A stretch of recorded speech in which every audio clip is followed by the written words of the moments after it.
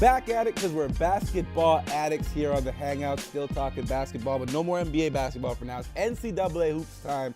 Dan, how are you doing in your bracket?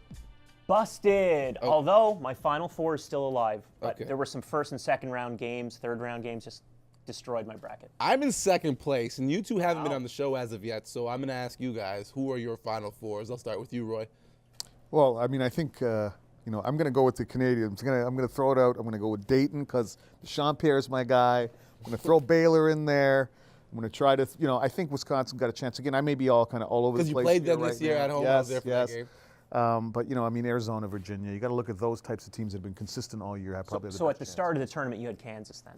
So he's picking from the winners. At the start of the tournament, I thought if Kansas could get it together, they could win it all. Unfortunately, they couldn't get it together. Yourself, Donovan? Well, my original Final Four is now a grocery list. My bracket is done. So I, too, am going to go with the Canadians, although I'm going to double down with two Canadians, with Stanford, Nasic, and Powell. But I think there's a good chance that Michigan could get out of the region. I think the way they're shooting and now playing defense, Baylor could win a couple more games. So it's a real possibility. Of the 8 that we have, we could see 4 teams in the Final Four, all with Canadians. When you're picking the NCAA tournament, though, do not bet with your heart.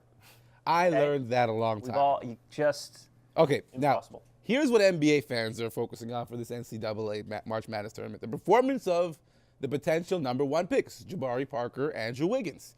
So my question I'm throwing out to you guys, Donovan, I'll start with you. Who had the more disappointing March Madness appearance, Jabari Parker or Andrew Wiggins? I think it's the easy answer would be Wiggins, because much has been made about he only took 6 shots, and that feeds into the narrative that he's not aggressive enough. Having said that, for me, when you look at it, I was a little bit more disappointed with Parker because everything on that Duke team goes through Parker. His usage rate is so high. For me, I felt like Bill Self almost let Wiggins down when they went to the zone, not utilizing him more, maybe at the top of the key, enforcing the action through him, albeit as a scorer or facilitator. So I was more disappointed with Parker because I felt like with the foul trouble, he wasn't able to really impose his will on the game, even though offensively things were going through. It's kind of hard to impose your will when you're one of them slasher, post-up types, because I could kind of put him in the mold of Carmelo Anthony, Paul Pierce.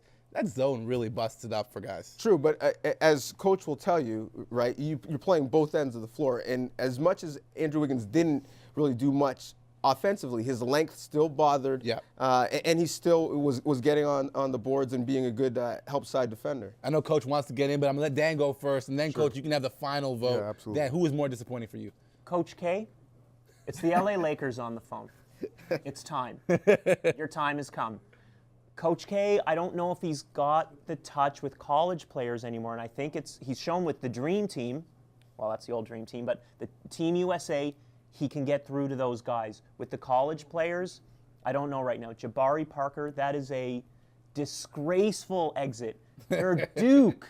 They lost to Mercer. Sam Mitchell was dancing on television. Doing a jig, too. Wiggins, very disappointing. At least they won a game, okay? Duke losing into the first round to Mercer is one of the great upsets in NCAA history. He cannot go out like that. That was crushingly disappointing. Coach.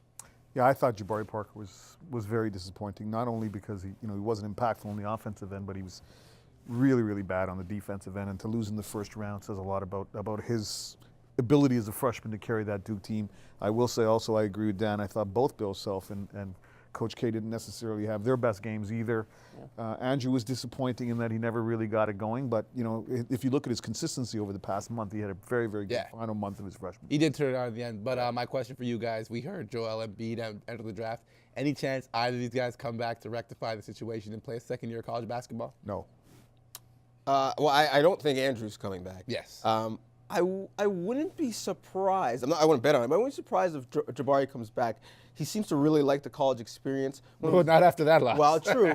But one of his best friends from Chicago is going to be on that team, so I wouldn't be surprised. But if I were him, I wouldn't come back. Okay, Dan. They're all gone. One, all two, gone. three. I still don't know the order. I think Wiggins is number 1, but it's Wiggins, Parker, Embiid, 1, 2, 3, 2014 draft. No Okay, doubt. well, Embiid has, of course, declared for the draft today. Now, another guy that came back for a second year, Marcus Smart.